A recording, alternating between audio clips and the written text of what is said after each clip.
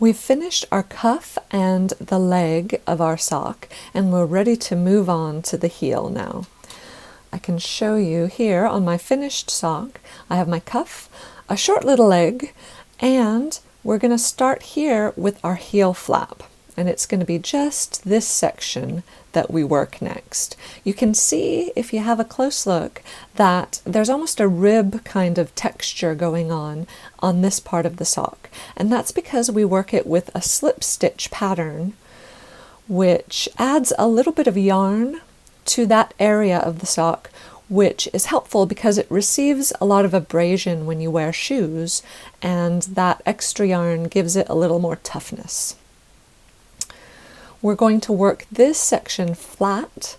We've been working in the round, and now we're basically going to isolate half of our total stitches in order to work this slip stitch pattern. So I'll put this to the side, and here on my sock in progress, I have half the number of stitches on one side of my needle, half on the other. I'm going to ignore this half until the heel flap is finished on this half.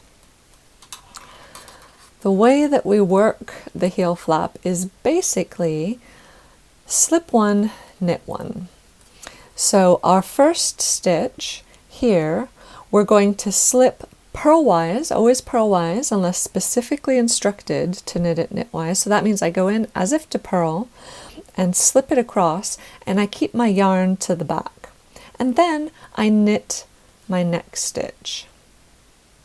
And I do that all the way across. If you hold the yarn in your right hand, it looks just exactly the same. You slip one, leaving your yarn here at the back, and then you knit your next stitch. And you do that all the way across.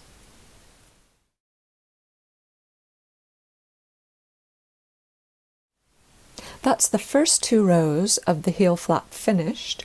You're going to repeat those 2 rows however many times the pattern tells you for your particular size. It's different for every size. And once you have done that, you'll finish with a wrong side row.